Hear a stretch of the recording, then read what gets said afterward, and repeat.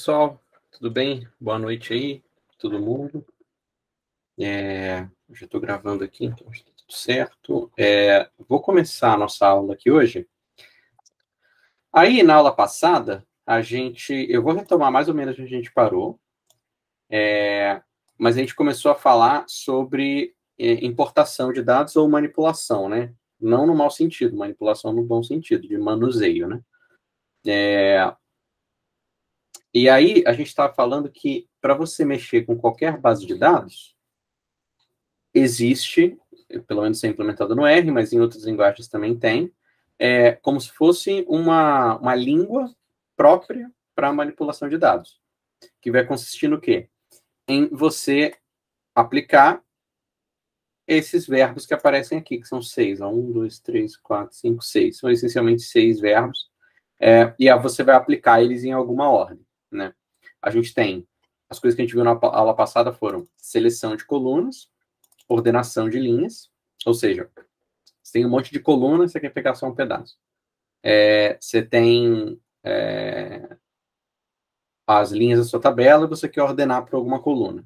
E aí a gente viu esses dois verbos e aplicações deles.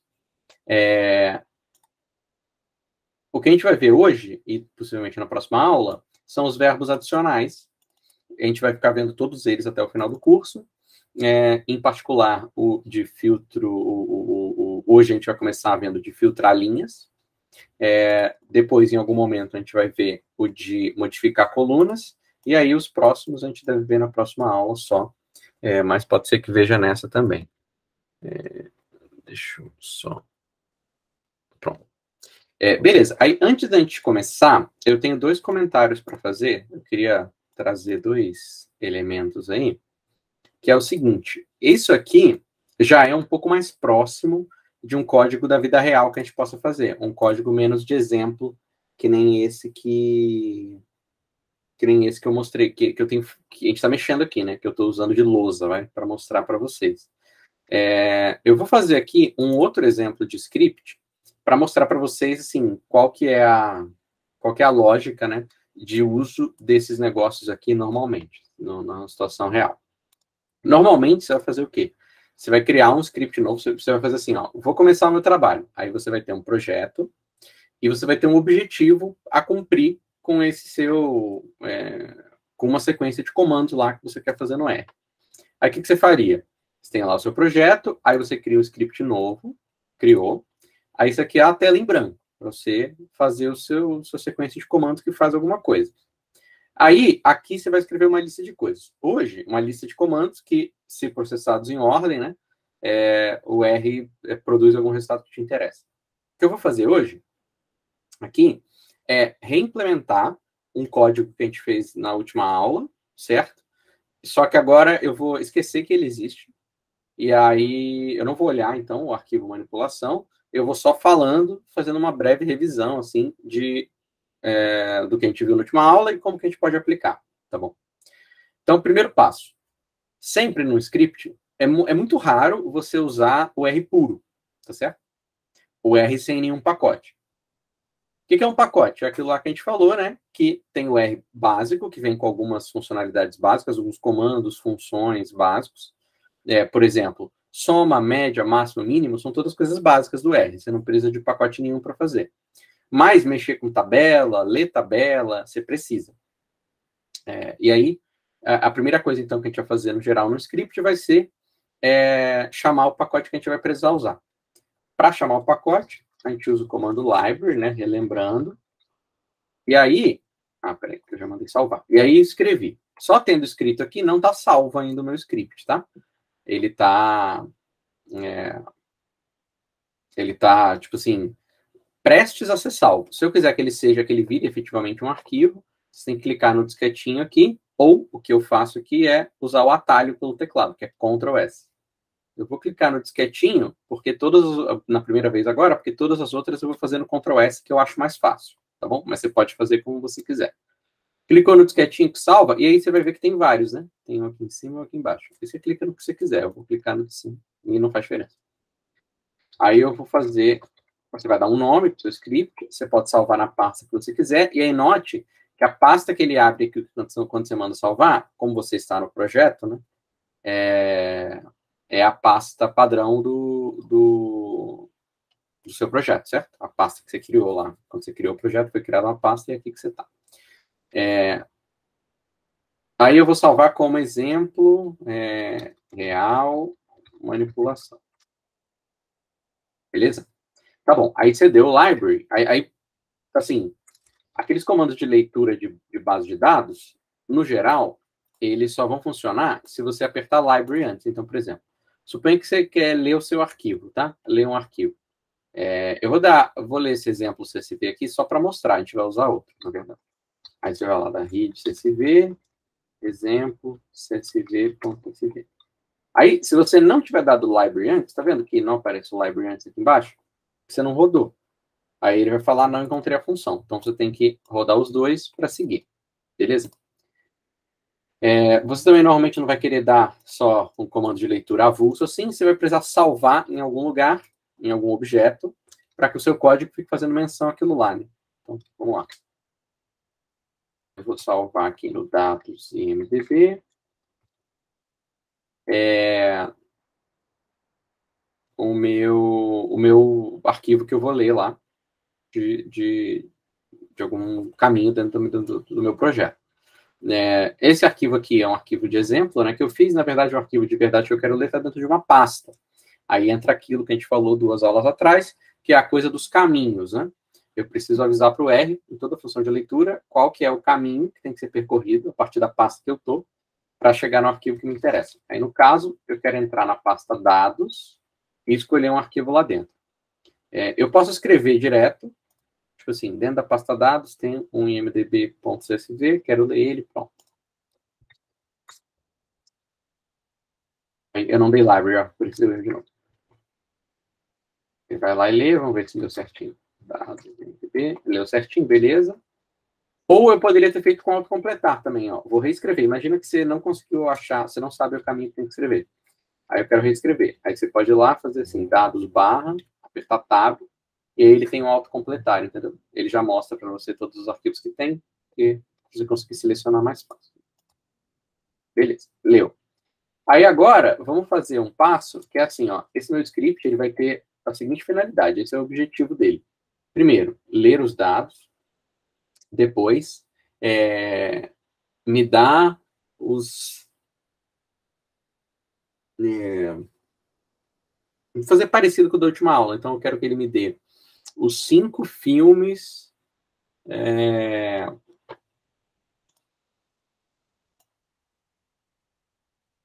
de maior receita nos Estados Unidos. Aí eu vou querer que ele faça os dois, de maior receita nos Estados Unidos e de maior receita só. Tá bom?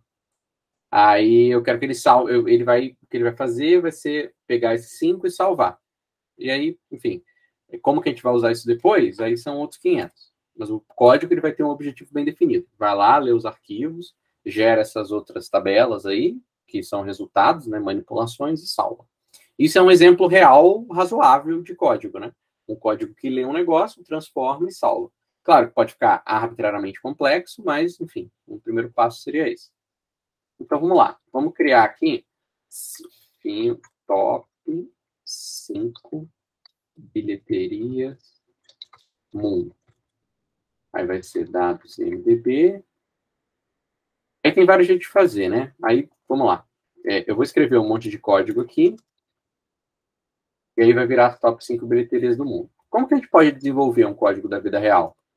Um jeito é você ficar fazendo vários experimentos no console, ver se está certo o que está saindo aqui, e se tiver certo, você passa para cima. Esse é um jeito, tá bom? Um outro jeito é você escrever os seus experimentos aqui em cima mesmo, e depois você só arruma o código para que ele fique do jeito que você quer no final. Que é, enfim, a documentação do que você fez, essencialmente. Né? Se você precisar rodar de novo, aquilo lá funciona, precisa mostrar para alguém que está organizado, etc.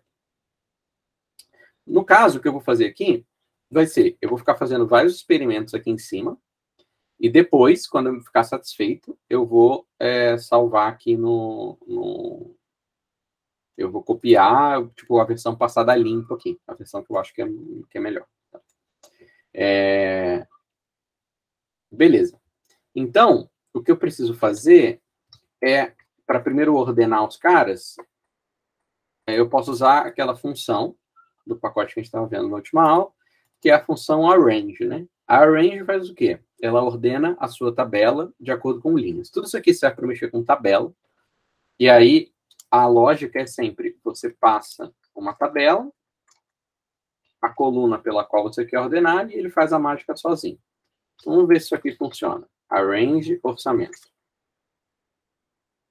Meio difícil de ver, né? Então, eu vou colocar um view aqui ao redor. E aí ele vai mostrar para mim a tabela que eu acabei de fazer. Então, fiz o arrange orçamento, depois dei o view e agora eu vou dar uma olhada. Tá. O que ele está fazendo é pegar os filmes de orçamento menor, né? Orçamento zero. Que não é o que a gente quer. E mais do que isso, a gente não quer orçamento, a gente quer bilheteria. Então, tem que trocar orçamento por receita. E eu não quero que seja do menor para o maior, eu quero que seja do maior para o menor. Aí eu posso, ou seja, ordene de ordem decrescente. E aí o que eu posso fazer é colocar o BESC ao redor aqui. E aí nota que tem vários parênteses aqui e você tem que tomar cuidado para eles fecharem certinho, né? Tipo, não pode estar faltando um, senão ele fica com esse maisinho aqui, porque falta acabar o seu código, né? Tipo, esse parênteses, ele acha que pode vir mais argumento da função view, você tem que fechar, né? Então você tem que prestar atenção para fechar os parênteses certinho. Fechou tudo bonitinho? Aí agora, aparentemente, a gente tem o que a gente quer. Pô, essas são as maiores receitas no mundo. No mundo? No mundo. E aí, a gente quer mais ou menos a mesma coisa. Agora eu vou copiar e colar para fazer os meus testes aqui, para pegar a maior receita dos Estados Unidos. E aí tem sensíveis diferenças, né? A ordem é um pouquinho diferente. Tem mais ou menos os mesmos filmes, mas tem umas diferençazinhas. Interessante. Então, parece que esses são os códigos que a gente quer usar, né? Esse aqui para o mundo e esse aqui para os Estados Unidos. Tem mais alguma coisa que a gente queira fazer? Olha, seria interessante pegar só as 5 últimas, né? Fazer alguma coisa assim, ó. Head. E aí dentro do head eu boto 5 para pegar só as 5 últimas, vou dar um view para ver. Beleza. E aí fazer a mesma coisa com receita dos Estados Unidos também. Só que agora o comando começou a ficar meio feio, né? Meio chato de mexer. E mais do que isso, eu já entendi mais ou menos qual que é o caminho das pedras, né? Então eu posso replicar o que está escrito aqui para baixo. Aí, eu poderia simplesmente copiar aqui e colar. Depois, eventualmente, selecionar as colunas que me interessam. No caso, só nome do filme, o título e a receita, né? E tá feito. Aí agora falta só escrever. Só que isso aqui é feio de ver, né? É meio zoado de ler, é difícil de entender o que está acontecendo na ordem, né? Então, o que a gente pode fazer é reescrever melhor isso aqui usando o que a gente viu no final da aula, que é o pipe, né? E aí, relembrando como é que funciona o pipe é assim, ao invés de eu fazer função, parênteses, função, parênteses, função, parênteses, que é a função de fora sendo aplicada num argumento, que por sua vez é o resultado de uma função, por sua vez é o resultado de uma função e por aí vai, eu faço as coisas na ordem que o computador eu escrevo na ordem que o computador faz, porque, lembrando do jeito que está escrito aqui, a última coisa que ele vai fazer é selecionar as colunas. A primeira que ele vai fazer é ordenar, que é o que está imediatamente dentro do último parente que abre, o último parênteses que abre. Então, eu posso reescrever isso aqui com pipe, né? Então, posso fazer assim, ó, arrange, dados, IMDb, desk, receita.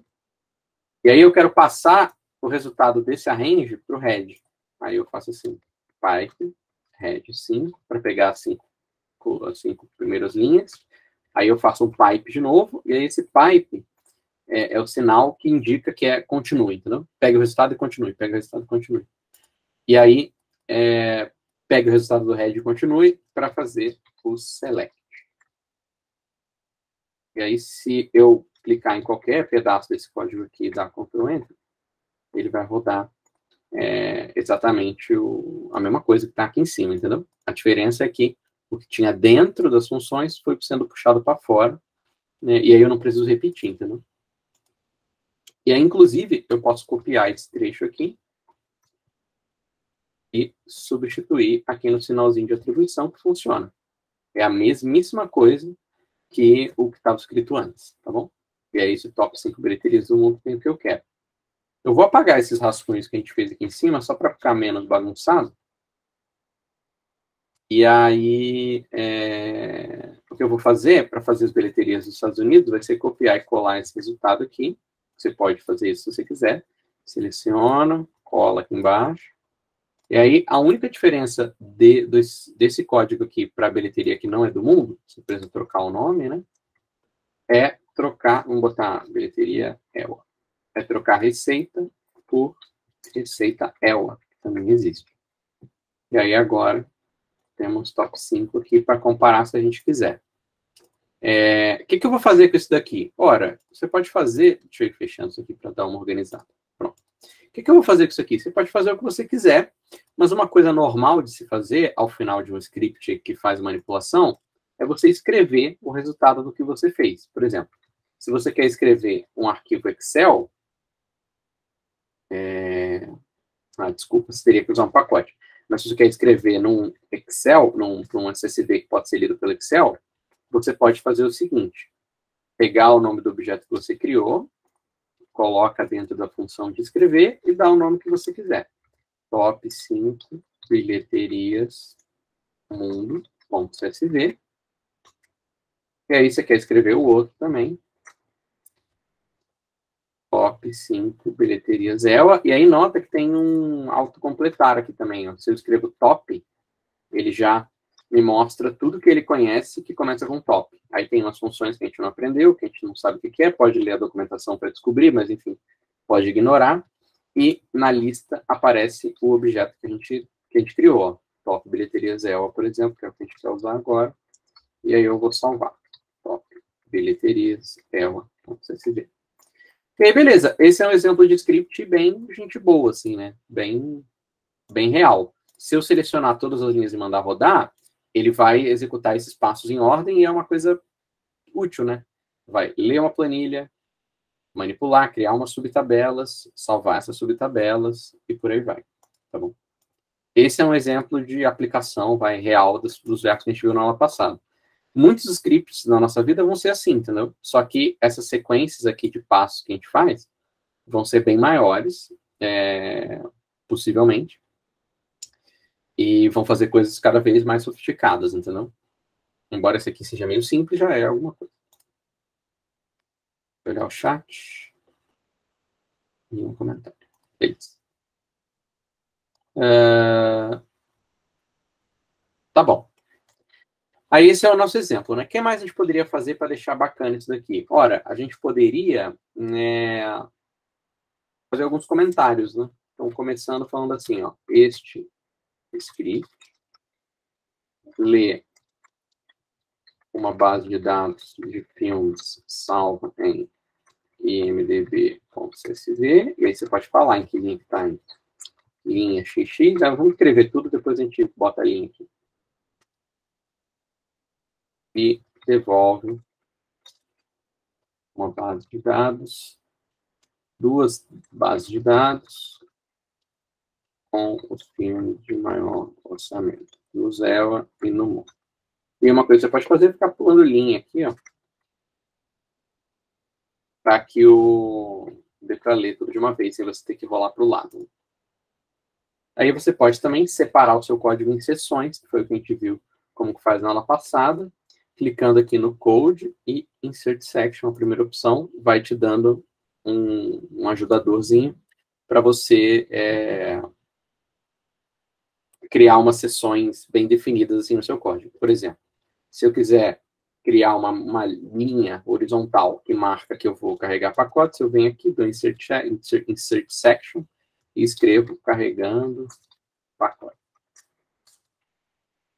E se eu quero criar outra aqui que é de ler dados, aí eu venho, Code, Insert Section, lendo dados.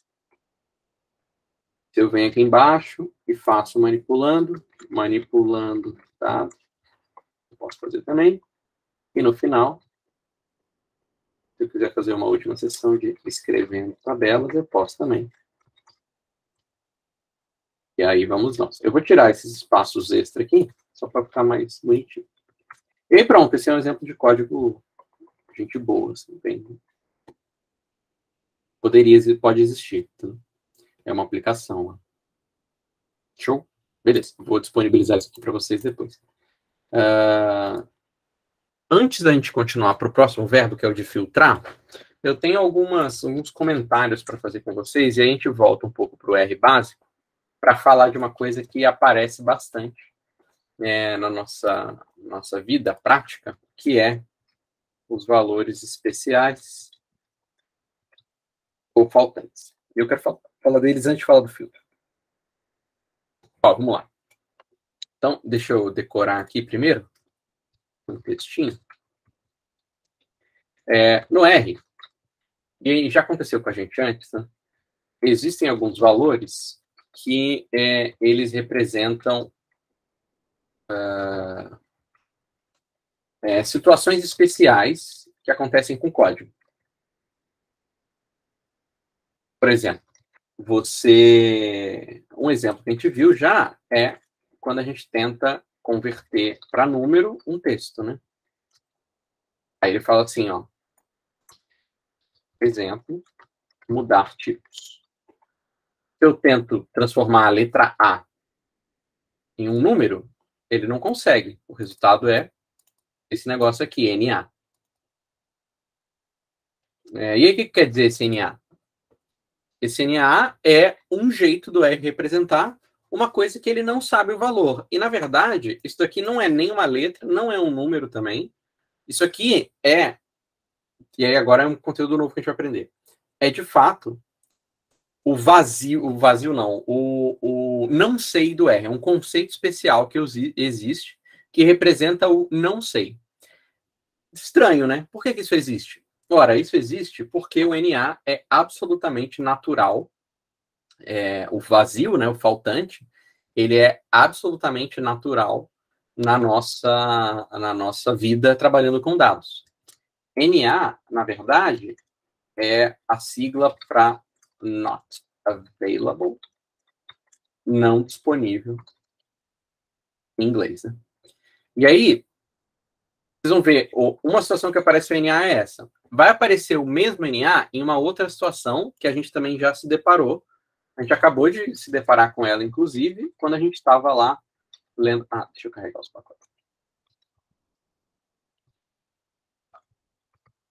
Carregar aqui os nossos pacotes, beleza. Lendo lá o IMDB, né? Se a gente for dar uma olhada, tem vários orçamentos aqui que estão com NA, né? Tá vendo? Not available também.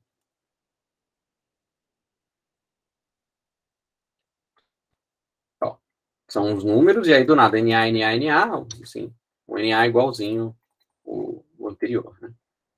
Ora, de fato,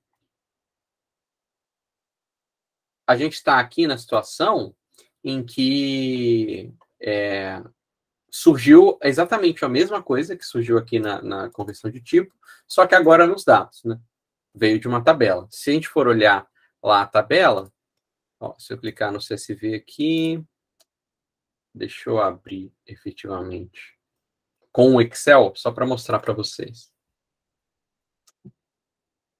Esse aqui é exatamente o arquivo que eu abri, deixa eu pegar o outro.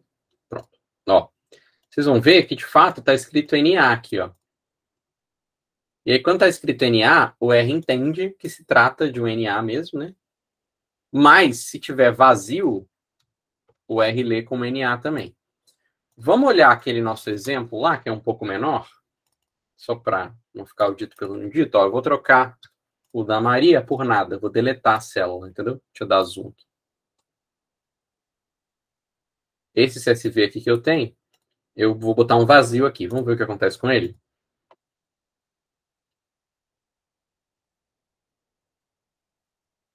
Bom, tem um monte de NA. Aí vou fazer um outro exemplo aqui. Esse aqui tem que ser HIT CSV2, eu acho. Empresas de dados, exemplos.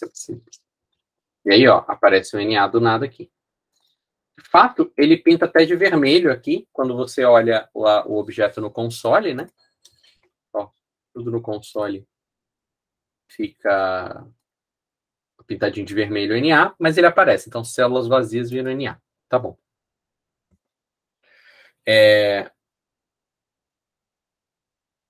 Para que serve o NA? Bom, assim, ó, o NA, ele não é perfeito, tá bom? Já quero começar falando disso. O NA serve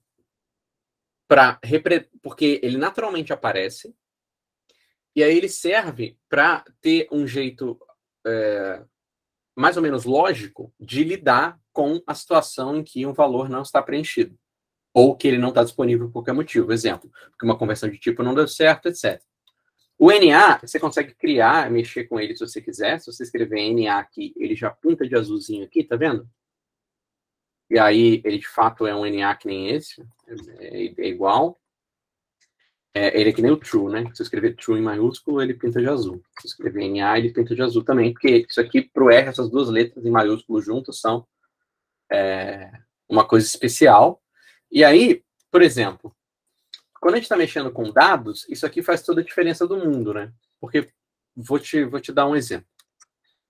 Eu não vou pegar a coluna... Bom, eu poderia pegar a coluna de orçamento aqui, mas vamos dar um passo para trás. O NA existe para situações como essas. Digamos que eu tenho uma coluna que seja assim, ó, ou até essa própria coluna dos dados de exemplo. Tem uma coluna que é assim, que é bem parecido com a minha coluna de salário aqui, né? Que tem o NA no meio. Digamos que eu vou fazer uma média. Vocês acham que tem que dar o quê? Nada mais natural do que dar NA. Por quê? Porque, ora, para o R, e aí essa é a mágica da representação, dessa representação. Toda vez que o R acabar tendo que mexer com NA lá no meio, ele vai entender que aquele valor pode existir ou não, tá certo? Só que ele não sabe. Então, o NA é como se fosse uma lacuna formal dentro do R lá dentro. E aí, mexer com esse NA vai acabar contaminando possivelmente, né? Todas as outras vezes que eu for usar aquele valor para alguma coisa. O NA existe justamente para garantir que esse tipo de manipulação desse valor não disponível faça sentido, entendeu? Tenha uma lógica interna dentro dele. Por exemplo, se eu tento fazer conta com o NA, tipo média, soma, etc., o R fala, não. Ele poderia excluir, entendeu? Tem várias linguagens que excluem direto. No Python exclui, no SQL exclui. Se você manda fazer uma soma de uma coluna que tem valor faltante, ele joga fora, entendeu? E aí, o NA ajuda a gente, entre aspas, né? Atrapalha também, muitas vezes. Mas ele ajuda a gente sendo uma representação desse negócio não disponível, que ainda assim continua sendo um número, entendeu? Por quê? Porque, ao mesmo tempo que isso aqui de fato, contamina as contas, se eu faço, tipo assim, soma, média de uma coluna que tem NA, ele dá errado. Mas, se eu mando ordenar, ele consegue ordenar. E essa é a coisa do NA, assim. Ele vai ter um comportamento consistente, tá certo? Mas que não vai destruir completamente os seus códigos só porque o valor não está lá. Por que eu estou falando isso? Porque normalmente no Excel é muito comum que o não disponível seja aquele N/A, né? E aí o N/A, ele não é um número. Se eu mando fazer... Tipo, se eu mando ordenar o N/A, ele dá pau, entendeu? Se eu mando fazer média, não tem como excluir os N/A, essas coisas assim. No Excel é bem diferente.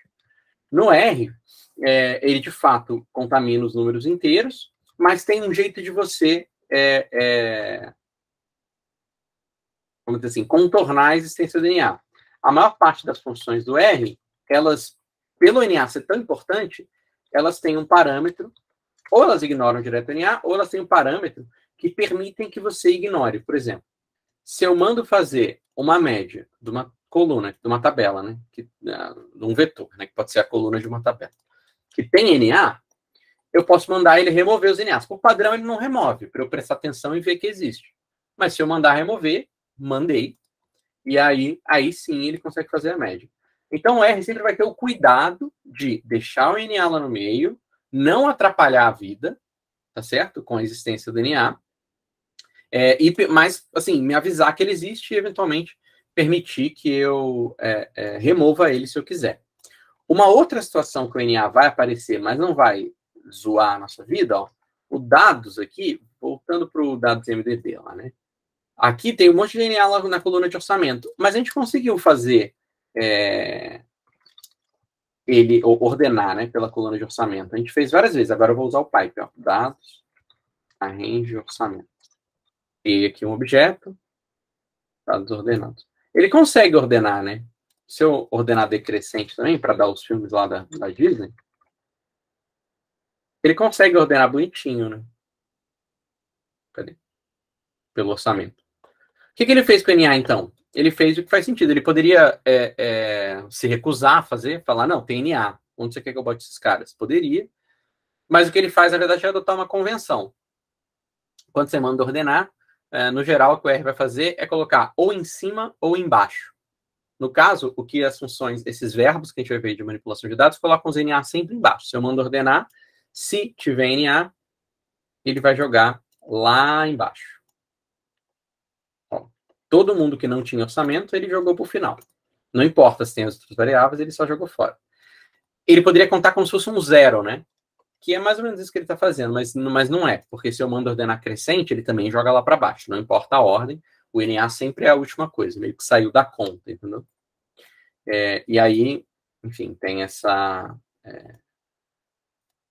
essas coisas. Assim. O NA tem esse comportamento de sempre ser considerado. Muitas vezes o R vai te avisar e vai te dar a opção também de jogar fora. Por exemplo, quando o NA surge do nada porque você fez uma conversão, ele te avisa, ó. NA introduzido. Coerção é aquele negócio que eu falei que se você misturar objetos de tipos diferentes, o R força todos eles a ter o mesmo tipo, né? Então, se você manda um texto virar um número, chama coerção esse processo, de forçar a virar, trocar de tipo. E aí aqui aparece o NA. Os NAs, no geral, eles vão ser problemas ou soluções porque, justamente, pelo R não simplesmente dar um erro pela existência do NA, ele tenta se virar, nem que seja te devolvendo o resultado do NA. Isso aqui é uma coisa que a gente vai ter que prestar atenção quando a gente estiver fazendo manipulações de dados. Na ordenação já dá uma questãozinha, né? Porque vai que eu me interesso. Vai que eu quero trocar o orçamento por algum número de referência, entendeu? Tipo, a receita dividido por 10. Aí a minha ordenação já é diferente. Vai que eu quero preencher os orçamentos de algum jeito. Pelo ano, sei lá. Vai que eu quero fazer algum tratamento. Se eu só fiz a ordenação e tem um ZNA no meio, o R não me avisou, mas, enfim, ele se virou. O fato do R, no geral, tentar se virar e de existir esse negócio é o motivo pelo qual a gente está conversando e o motivo pelo qual a gente vai ter que prestar atenção. Várias manipulações dessas a gente vai ter que pensar que o NA existe, em particular na ordenação e no filtro. No filtro também vai ser bem importante, né? Deixa eu abrir aqui um negócio.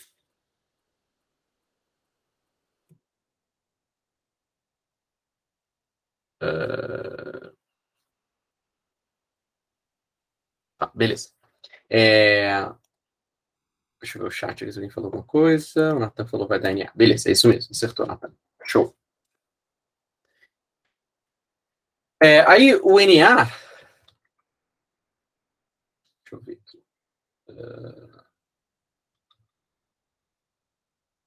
Tá. Tem outros tipos de valor que podem aparecer no R estranhos que não são exatamente o NA. O NA não está sozinho. O NA é o mais comum porque ele aparece quando eu leio uma célula vazia ou quando eu faço uma conversão de tipo que não dá certo, aí dá não disponível.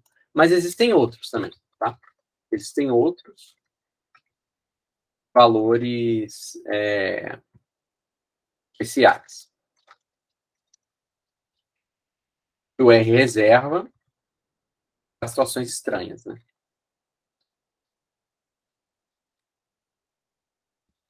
São eles, aí eu vou falar, só para a gente ter visto eles uma vez, o NA de longe é o mais comum, mas esses outros podem aparecer também.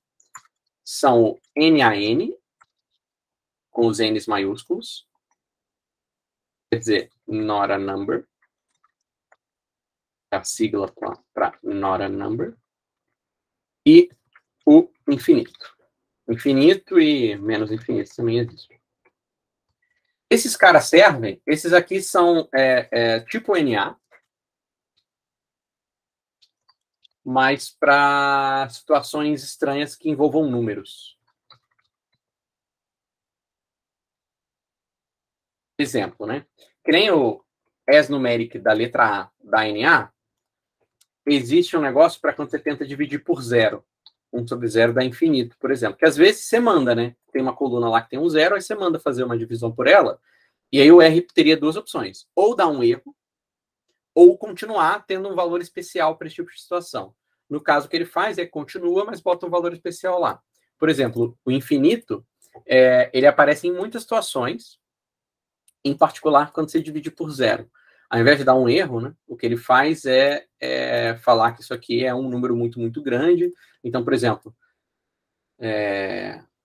se você está fazendo alguma coisa assim, ó, você programou lá uma conta que faz isso. Ao invés do R dar um erro, o que ele vai falar é que isso daqui é tipo um número gigante. Infinito é isso, nada mais é do que um número que é maior que todos os outros. Esse é o conceito no R aqui. E aí, se você manda ordenar e tem infinito numa coluna, ele vai botar o infinito em cima, sempre. Se você manda ordenar e tem menos infinito, aí o menos infinito fica para baixo sempre de todo mundo. Menor do que menos 10, menos 20, menos 30, menos 50. E aí ele existe desse jeito justamente para que em situações como essa, em que você está fazendo uma média, ele não dê erro e tenha um jeito dele misturar o 1 sobre 0 com os outros números, entendeu? Para ele conseguir fazer alguma coisa. E aí, de fato, assim, a média de infinito com outros dois números vai dar infinito, não tem como, né? Então, não existe infinito dividido por 3, né? Então é isso.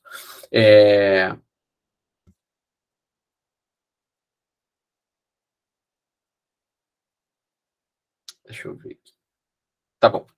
Então tem esses caras. E o Not a Number aparece como? O Not a Number aparece em situações mais estranhas ainda, quando de fato o R não quer nem se atrever a fazer, tipo assim, considerar uma ordem, porque 1 dividido por 0 não é um número, né? Mas ele coloca infinito porque de fato qualquer coisa dividido por 0 vai ser maior do que se dividisse por 0.01, 0.02, etc. Ele tenta se virar. Algumas coisas ele nem se atreve. Esses são os casos do not a number, tipo 0 dividido por 0, infinito dividido por 0, acho que dá isso também. Dá infinito. 0 dividido por infinito deve dar 0 também. Menos infinito sobre infinito dá not a number, e, enfim. Tem essas coisas assim. Aquelas coisas da escola, né? Deixa eu... Quero dar zoom. Eu tirei o zoom sem querer.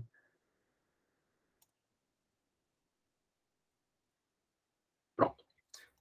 Log de 0, eu acho que dá nada menos infinito. Log de menos infinito dá nada não.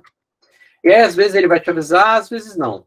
Por que a gente está conversando sobre isso? Porque pode acontecer na sua vida que você está lá mexendo com R e aí aparecem essas letrinhas. Essas letrinhas querem dizer o quê? Querem dizer que o R se deparou com todas elas que eu falei hoje, o NA, o INF, o menos INF e o NAN. Eles servem para dizer assim, olha, o R se deparou com uma situação esquisita, ou uma conta que não faz sentido, ou uma conversão de tipo, ou uma célula vazia, e aí o que ele fez foi transformar essa situação estranha em um desses símbolos e carregar eles para frente. Toda vez que ele ia ser usado, essa situação estranha, ele carregou. E aí, de fato, essas letrinhas aqui, todos os valores especiais, vão ter um comportamento parecido. Se eu tento usar, ele continua, o resultado, né? continua sendo um valor estranho. Exemplo, NA somado com qualquer coisa, NA subtraído com qualquer coisa, infinito mais 10, média de infinito com alguma coisa, NaN mais 10, 1 dividido por NaN, tudo isso aqui dá NA, entendeu? Tudo isso aqui dá NA. A única coisa que... Tá bom. É isso. Essas contas sempre vão carregar o tipo estranho, entendeu? Isso é o que acontece. Em base de dados, se você estiver fazendo uma manipulação de colunas que tem NA, por exemplo, você vai se deparar com essas situações, mas em base de dados, a coisa é um pouco diferente. A coisa é um pouco diferente. Por exemplo, às vezes, né, a gente não vai querer, tipo, vai ter outras funcionalidades aí que vão liberar para a gente a opção de simplesmente remover os valores estranhos, entendeu? Que é infinito, ou em particular o que é NA, porque é o mais comum, né? Então, se a gente tem uma base como essa aqui, tipo a nossa IMDb, que a gente vem mexendo, se eu quiser jogar fora os NAs, é normal fazer isso, né? Dados completos. Existe um comando para isso, chama drop NA. E aí o que ele faz é jogar fora. Mas aí olha o que acontece, então muito cuidado. O drop NA, ele joga fora os NAs de todas as colunas que existem e gera uma versão da base resumida que é só o que está todo mundo completinho. A gente foi de 28.500 linhas para 4.311, tá? Então, assim, é bem diferente, né? E mais do que isso, né? Pode ser que não seja adequado, né? Mais do que ser diferente, a gente tem que considerar sempre se na nossa aplicação lá, estatística, se faz diferença esses grandes números ou não, tá certo? Perder tantos números assim. Tem que refletir bastante sobre esse assunto. Mas isso aí nem tem a ver com o conteúdo do curso. Estou falando, enfim, para vocês terem a noção, né? De que o Drop NA não foi feito para ser usado sem cuidado. Mas, enfim, por que a gente ia querer usar o Drop NA? Porque, pelo motivo que eu mostrei agora há pouco, né? Se eu, por acaso, acabo fazendo uma média sem querer, uma média do dados orçamento, uma média da coluna orçamento na base de dados. Dados completos. Essa aqui da NA, né? E a de baixo não da NA. Claro que eu poderia mandar remover, claro. E aí eu chegaria no mesmo. E aí, ó, eu não chegaria no mesmo número, né? Isso aqui é o tipo de coisa que a gente tem que tomar cuidado. Por quê? Porque essa daqui, eu peguei a coluna de orçamento e só tirei os NAs da coluna de orçamento. E essa aqui,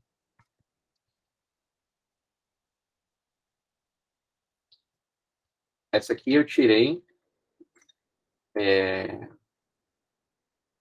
fazer a média, os NAs da coluna orçamento, mas também todos os NAs. Tá vendo que tem situação que pega o receita? Vamos ver. O orçamento não NA, mas a receita é? Então, aqui em cima, ele te jogou fora também essas situações em que a receita é NA. Já na de baixo, não, né? Ele tirou só os NAs de orçamento mesmo. Se o orçamento está completo, mas a receita não, ele considerou. E aí pode fazer bastante diferença, entendeu? Usar o drop NA direto.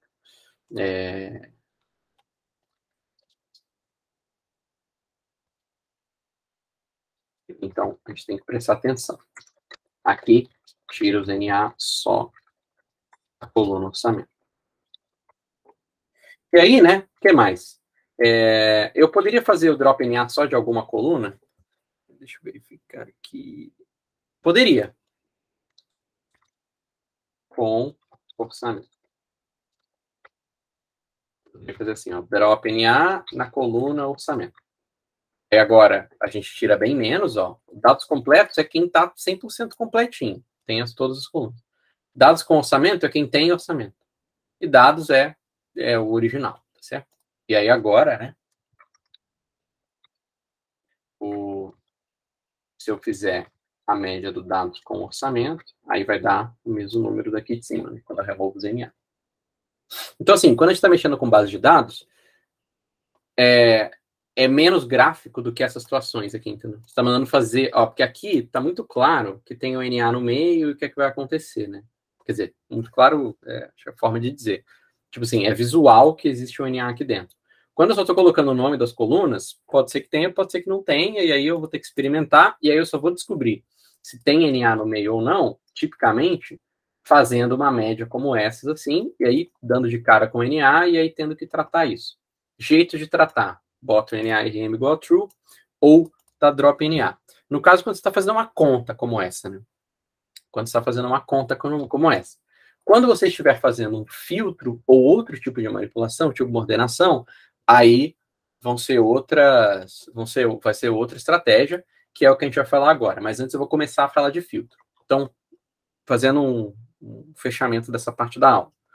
Vimos que o R, quando ele não sabe o que fazer, ele tem quando eu entrego para ele um comando que não poderia dar um erro, mas não exatamente dá, porque ele entende que é uma coisa normal, então ele tenta continuar, ele se reserva alguns valores especiais que vão ficar aparecendo na nossa vida para sempre. O mais importante de todos é o NA, que é o Not Available, que é representado por essas duas letrinhas, e ele contamina contas que você faça com ele no futuro. Então, médias, etc., são contaminadas pelo NA. Beleza.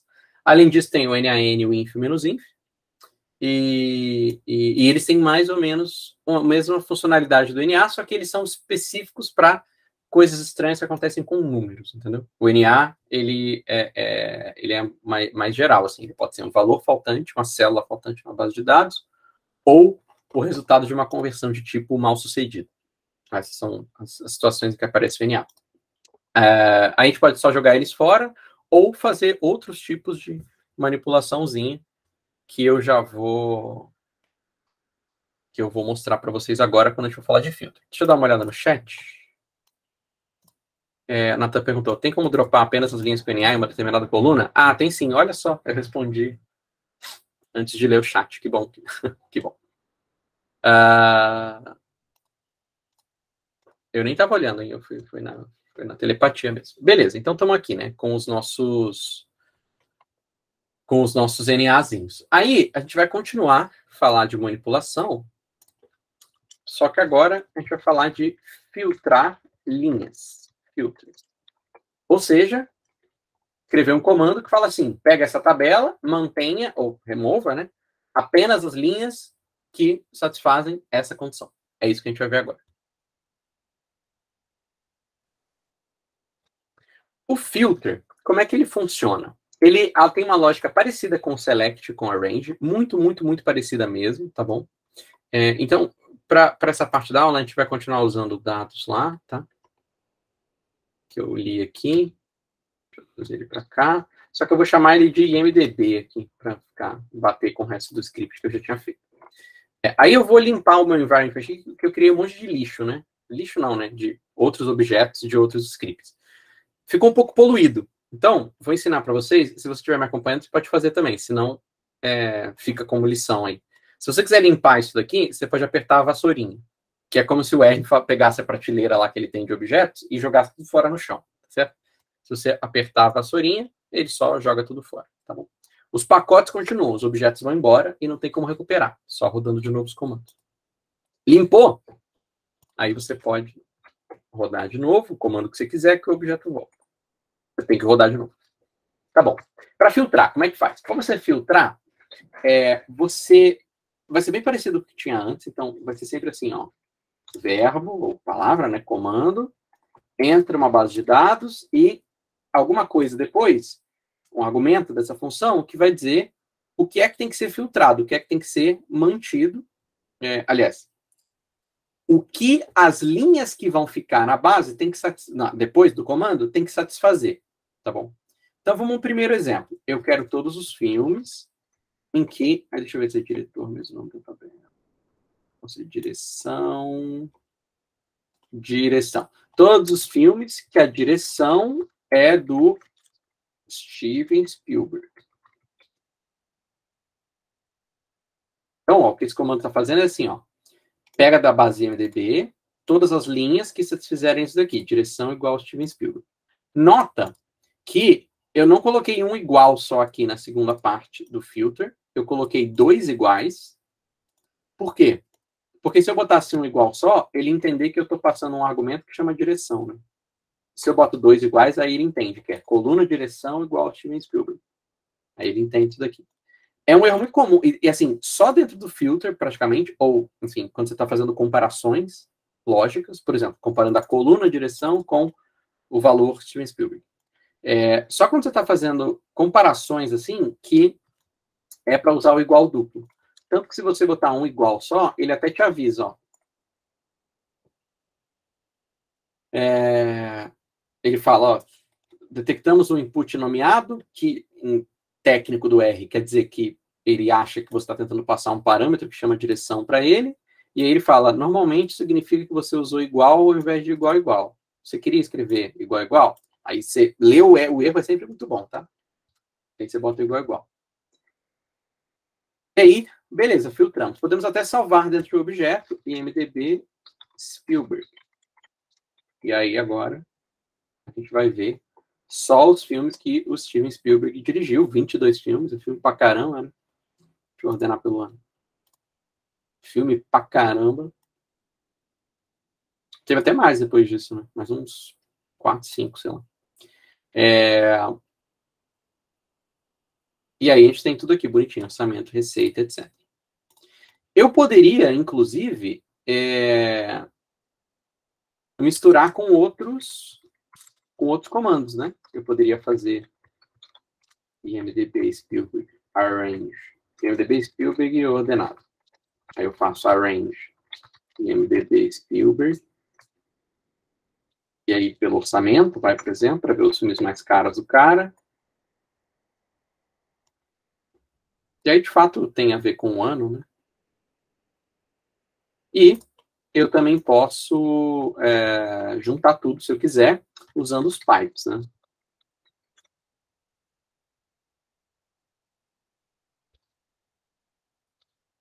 MDB, pipe, filter, direção igual Steven Spielberg, pipe, arrange, desk, orçamento. Posso fazer isso aqui também. O filter funciona com pipe normal, que a gente acabou de ver, né? Show de bola. Aí eu fiz alguma coisa errada que eu escrevi o nome do cara errado, né? Eu escrevi Steven. Ah, tá. Isso é uma coisa importante, ó. Às vezes, o seu filtro pode dar 0 linhas. Você vai dar view, não aparece nada, e dá 0 linhas aqui. Por quê? Ele não dá erro quando isso acontece. Ele acha que você sabe o que está fazendo, então o resultado é, de fato, uma tabela vazia, que não tem linhas, que é o que acontece quando você faz um filtro que não tem, tipo assim, nenhuma linha bate com essa frase aqui, que a direção é igual a Steven Spielberg. Não existe. Então, às vezes, vai acontecer com você. Você vai escrever um comando, um filtro, que dá 0 linhas, porque você errou, simplesmente. Ou você fez um filtro que não existe. Não necessariamente isso é um erro, né? Pode ser que seja mesmo. Por exemplo, se você faz um filtro impossível, ele deveria dar 0 linhas mesmo, né? Mas não é sempre o que a gente quer. Por exemplo, IMDb. Filmes de 5 horas. Eu poderia querer fazer isso. IMDb, filtrar os filmes de 5 horas. Vai que tem algum, né? Filter, duração. Aí, ó, ao invés de usar igual, eu vou botar duração, tem uma coluna duração lá, e é um número mesmo, maior do que, e aí tá em minutos lá, né? Então eu quero 5 horas, 1 hora tem 60 minutos, 5 horas vai ter 300, né? Será que tem algum filme? Tem 7 filmes nessa situação, olha só. Será que... Que coisa louca, hein?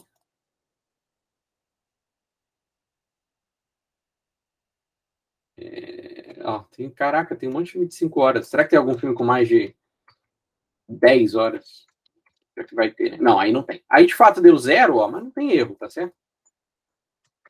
Às vezes, dá 0 linhas e faz sentido, né? Tipo, esse comando aqui tem sentido. Né? Queria procurar os filmes com 600 horas, e com 10 horas, e não existe mesmo. Tá certo, né? E aí a lógica do filter sempre vai ser essa. Você vai pegar a sua base, aplicar o filter, e dentro dela, você vai escrever uma frasezinha que você quer, usando o nome das colunas. Essas são, deixa eu pegar o MDB aqui. Essas são as colunas são que você pode usar dentro do filtro. Aí você vai escrever uma verificação lá que você quer que seja verdadeira, caso para que fique como resultado do seu filtro.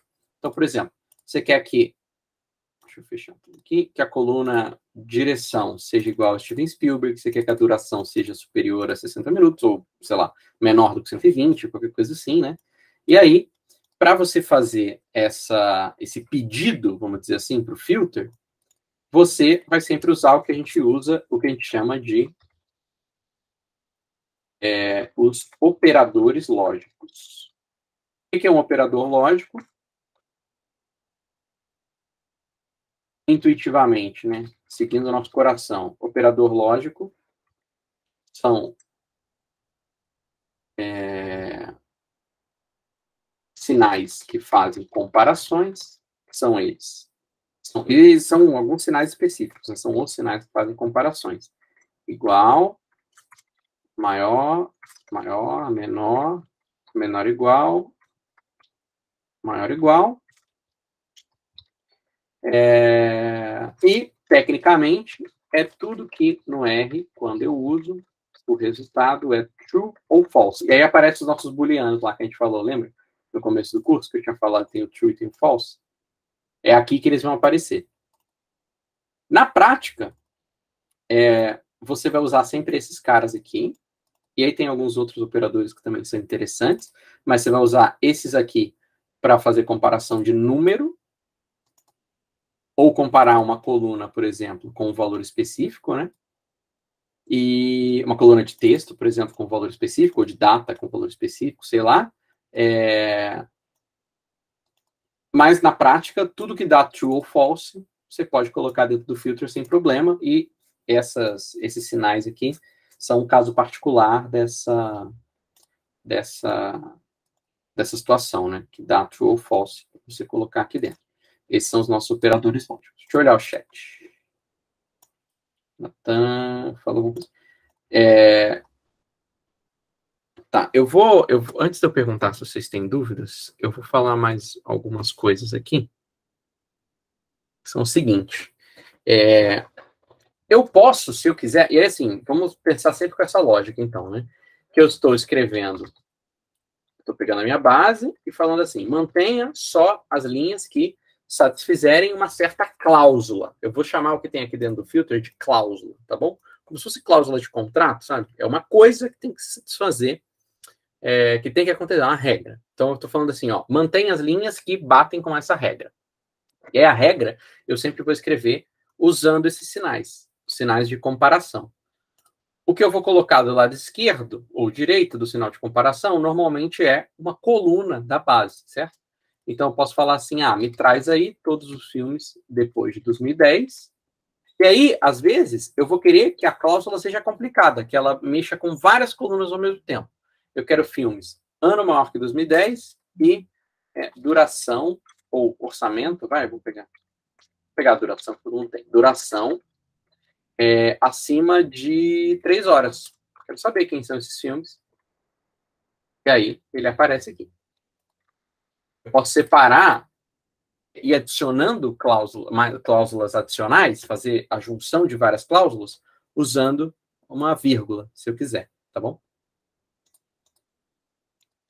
E aí, enfim, eu posso fazer... Aí meio que o céu é o limite aqui, tá? Eu posso fazer muitas coisas. O que eu posso escrever aqui dentro é tudo que o R no final sabe como converter para true ou para false. É isso. Ele vai manter se fica true no final e vai jogar fora se ficar false. Esse é o conceito básico.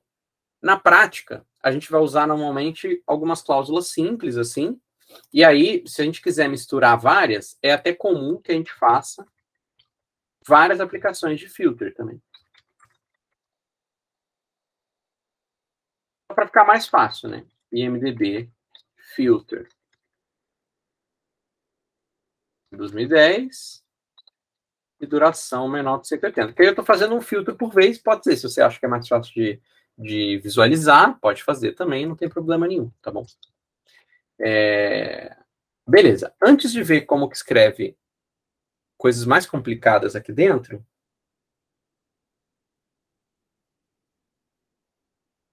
eu queria fazer um comentário sobre esse true e false aqui nas comparações.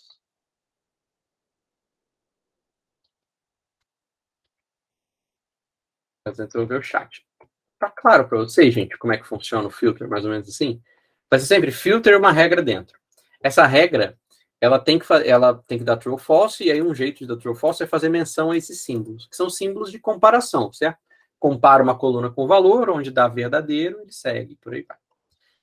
Aí esse negócio de dar true ou dar false é assim, ó. É porque se isoladamente eu faço tipo assim, x vale 5, e eu só escrevo no meu console, assim, escrevo um comando cru, como se fosse uma calculadora para o R, x maior que 3, ele me responde true, porque ele entende que toda vez que eu escrevo um símbolo desse, de comparação, eu estou fazendo uma pergunta para ele. Ô R, o conteúdo do objeto x é superior a 3? O conteúdo do objeto x é superior a 4? E aí ele me responde verdadeiro, verdadeiro, ou, eventualmente, falso, né?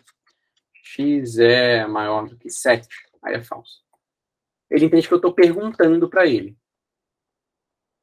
A mesma coisa acontece se eu passo uma coluna para ele. Se eu faço assim, ó, IMDb,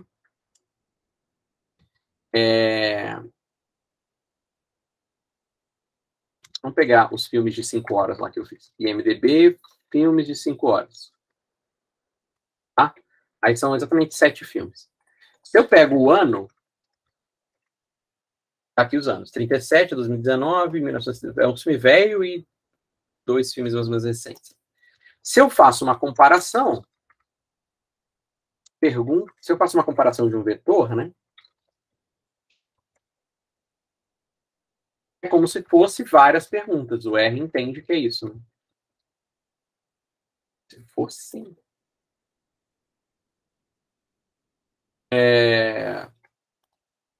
Porque a comparação é singular. Se eu faço assim, eu quero saber ano maior do que 2010. Aí, ele faz o seguinte, ele faz a mesma coisa que ele fez aqui em cima, para o X, só que ele faz, ó, ano por ano. IMDb filme 5 horas ano, a coluna ano dessa tabela, não é esses anos aqui? 1937, depois 2019, depois 1935? É. Então, quando eu escrevo esse comando aqui, coluna ano do IMDb filme 5 horas superior a 2010, ele compara 1937 com 2010. Não é maior, falso. 2019 com 2010, é maior, verdadeiro. 1935 com 2010, falso. 1936 com 2010, falso. 2003 com 2010, falso. 1939 com 2010, falso. 2014 é maior que 2010, é verdadeiro. Então ele faz várias perguntinhas. E é exatamente isso aqui é que a gente não vê, e de fato a gente não tem que manipular esse vetor aqui de verdadeiros e falsos. Mas exatamente isso daqui que está acontecendo é isso que está aqui em cima, que acontece quando a gente faz IMDb, filmes, 5 horas, filter, ano, marca 2010. Ele mantém só as linhas para as quais aquele comando deu true. Tá certo?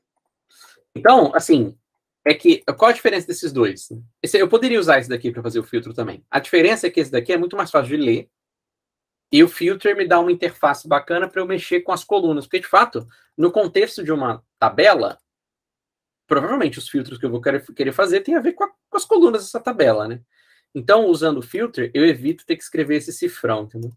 E, às vezes, eu quero mexer com várias colunas ao mesmo tempo, né? E aí, o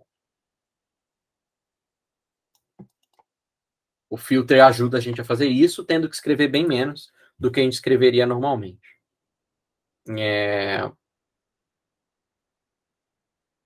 Tá. E aí, assim, outra coisa também que eu posso querer fazer, eventualmente, é ver quais esses filmes de 5 horas deram lucro. E aí, é muito comum que eu queira fazer comparações de operações matemáticas, certo? Então, eu faço assim, ó. Eu quero pegar os filmes em que a receita é maior do que o orçamento. Então, que ele ganhou mais dinheiro do que foi gasto para fazer o filme. Eu posso fazer isso se eu quiser. Porque, de fato, eu estou comparando duas colunas que vão ter valores, né? Quer dizer, provavelmente vão ter valores. Às vezes vão ter valores. Putz, só tem a receita e o orçamento juntos algumas vezes. Eu vou fazer com o MDB inteiro, vai. Então. E aí ele vai lá e traz para mim. Eu posso botar o fio no final aqui no Python, que a gente fez no final da última aula. Aí ele está trazendo para mim filmes que lucraram. Show de bola. Eu posso fazer isso.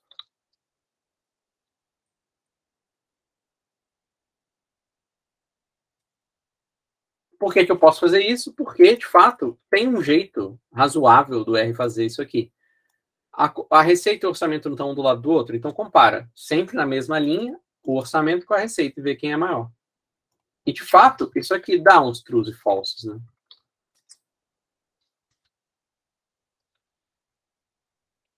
Vai dar uns trues e falsos. Também vai dar um monte de NA, porque tem um monte de NA. Aí a gente já fala disso.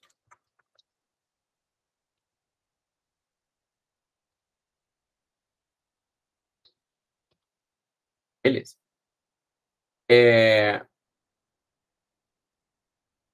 Tá, deixa eu olhar o chat.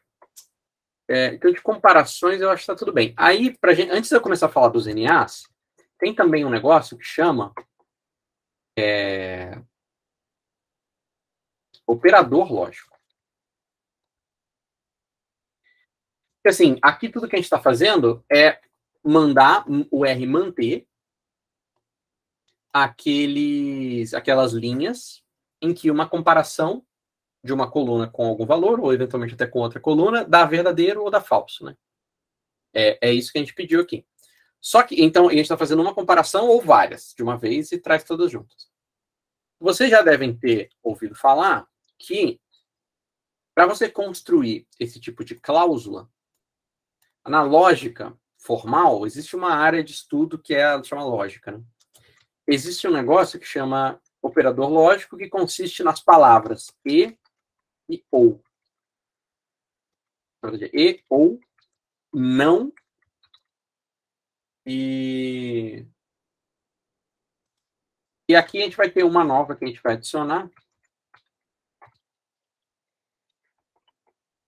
E vamos adicionar hoje. E aí, com isso, a gente consegue escrever umas coisas mais complicadas, né? Por exemplo, digamos que eu queira filmes que são ou dos Estados Unidos ou do Brasil. Digamos que a gente queira uma dessas duas coisas, tá bom? E aí eu tenho a coluna país aqui. Aí eu posso fazer assim. Se eu quero os filmes dos Estados Unidos, eu pego assim. Só que se eu quiser do Brasil também, aí já ficou... Como é que eu vou fazer um filtro que traz os dois? Eu poderia fazer duas tabelas diferentes e juntar, né? Só que se eu quiser filmes dos Estados Unidos ou do Brasil, aí ficou meio difícil, né? Com o que a gente sabe, não dá para fazer ainda. Mas aí existe um jeito de você escrever essa frase que eu falei, Estados Unidos ou Brasil, que é assim, barra vertical. A barra vertical é que nem a vírgula, só que ao invés de considerar a intersecção das duas coisas, né, tem que acontecer as duas cláusulas ao mesmo tempo. Ele vai falar assim, pode acontecer uma ou a outra. Qualquer uma das duas que acontecer, está valendo, você traz ainda assim. O que tem dentro do parênteses pode ser traduzido como país é USA ou país é BR. E aí, o motivo pelo qual essas palavras fazem aparecer, fazem a gente conseguir escrever praticamente qualquer filtro, é uma coisa da matemática, assim, né? Mas a parte boa é que a gente tem que aprender só essas letrinhas aqui, esses caras aqui, essas palavras, a tradução delas para o R, e aí a gente vai conseguir escrever praticamente qualquer filtro possível que a gente conseguir imaginar, vai dar para escrever usando esses caras aqui. A barra vertical é o ou. A vírgula, se você não usar ou, é o e. Se você quiser usar ou e e ao mesmo tempo, o e é comercial. Assim. Então, eu sempre posso fazer assim, IMDb, filter, país igual USA. Vou fazer um outro filtro agora. País USA e ano maior que 2010. Aí dá uns filmes lá. 7.451 filmes. E aí eu poderia fazer também IMDb, filter, país igual USA. E comercial, ano 2010. Dá os mesmos caras. Beleza. Esses comandos são iguais. Mas se tivesse ou, só poderia usar o seguinte. Eu faço assim, filter, país. Aí eu posso pular a linha aqui dentro se eu quiser. Posso ficar à vontade. País, Estados Unidos, ano 2010, ou país igual Brasil.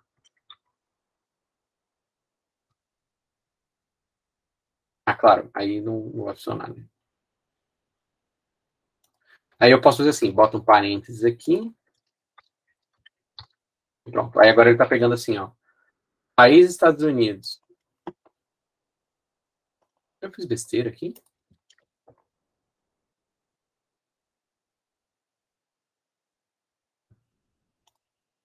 Não tem filmes brasileiros depois de 2010? Bom, aqui era para estar pegando... Deixa eu ver. Filmes brasileiros, cadê? Não tem, não pegou nenhum filme brasileiro. Não tem filme brasileiro. Ué, está estranho um pouco. País, ano... Ah,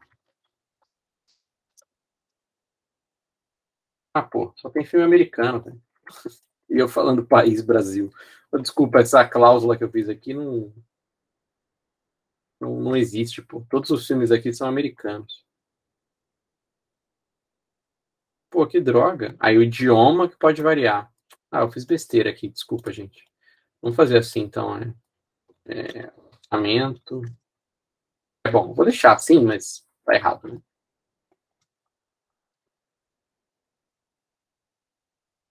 Isso aqui é para mostrar que eu posso escrever a cláusula que eu quiser e aí ela pode se verificar ou não, tá?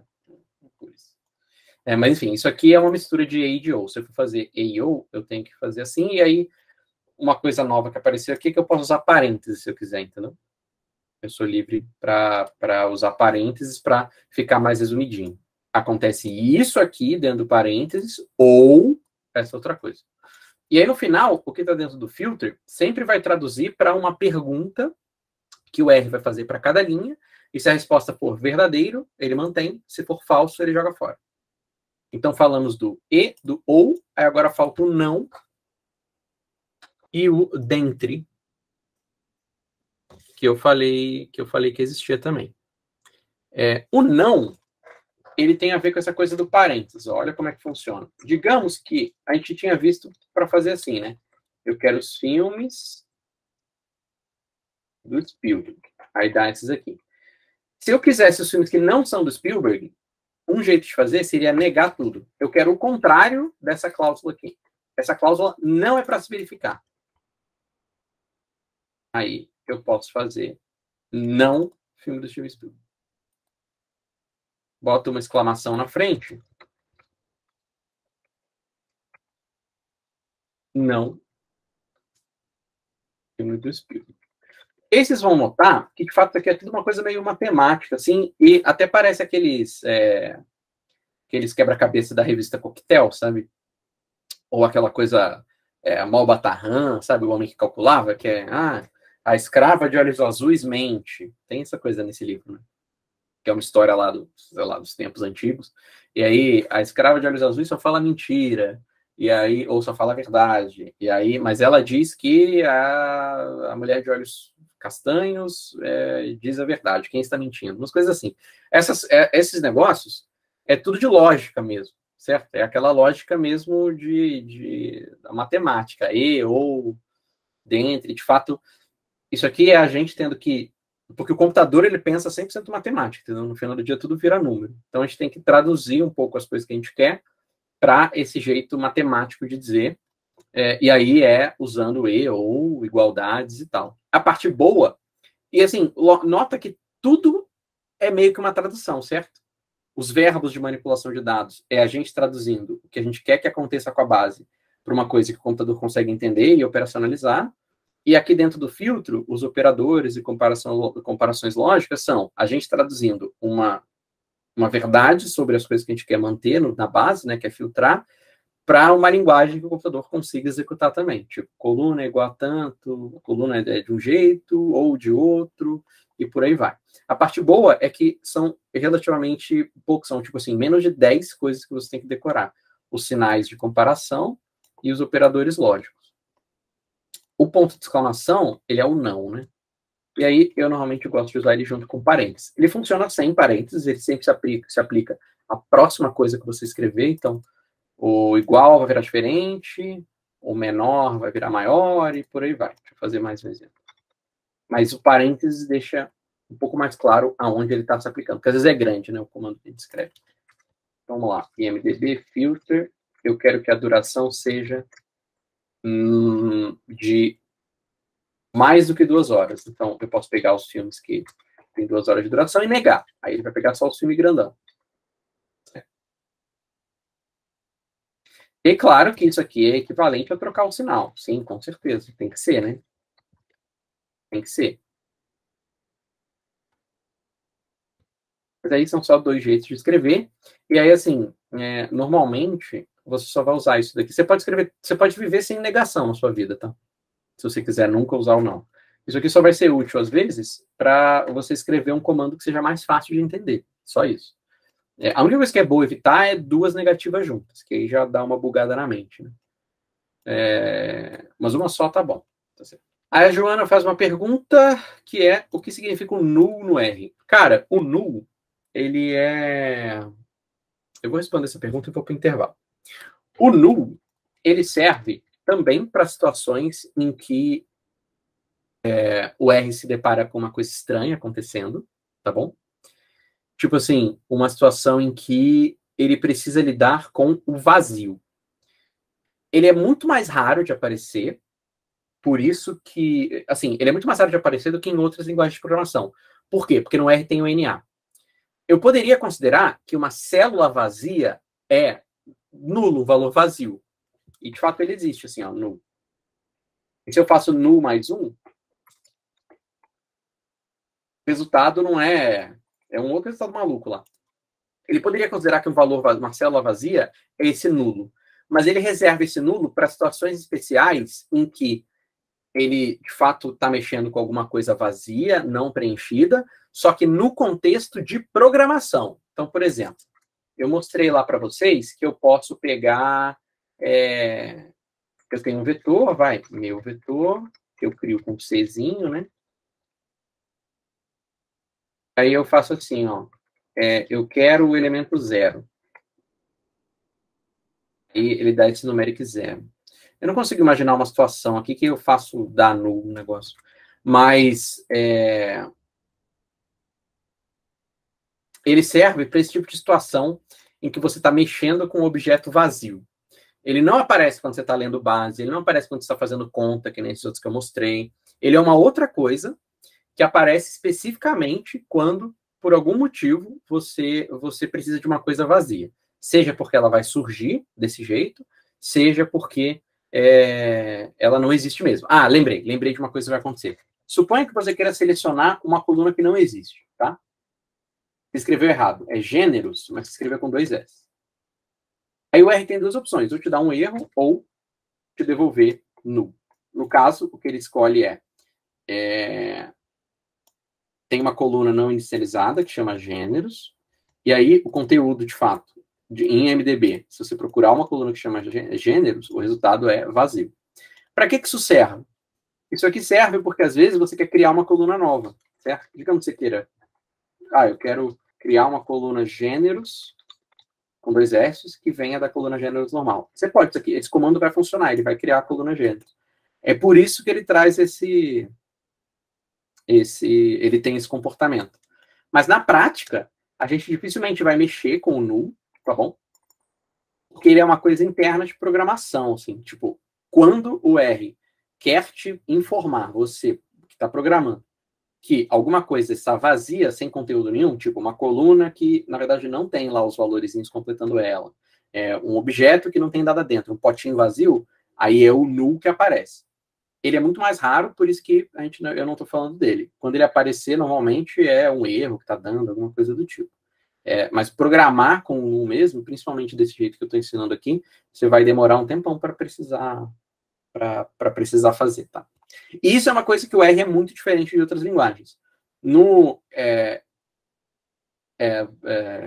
SQL de banco de dados, por exemplo, ou no Python eles até criaram um tipo de NA lá nos pacotes de data science. Mas no SQL, uma tabela com um valor vazio, que alguém esqueceu de preencher, fica com esse null. E aí eles não têm diferença entre null porque está vazio, porque ninguém preencheu, nunca. Null porque é um valor faltante, ele existe, mas a gente não sabe quanto que é, ou outra coisa, entendeu? E aí tem essa diferença. Como o R é específico para dados, aí não, aí eles tomam todo o cuidado do mundo, fazendo uma diferença explícita entre null vazio de programação e NA, que é um dado que foi lido, mas que não está preenchido. Ou um dado que poderia existir, tipo um negócio, uma data que não pode ser convertida, certo? E virou um NA. Bom. Gente, o que eu vou fazer, então, é fazer o nosso intervalinho, porque na volta a gente falou bastante sobre as comparações lógicas, a gente vai continuar falando disso um tempão na aula de hoje, mas na volta eu quero falar sobre, terminar o conteúdo de filter e falar sobre a interação do filter com NA, porque ela é bem especial, tá bom?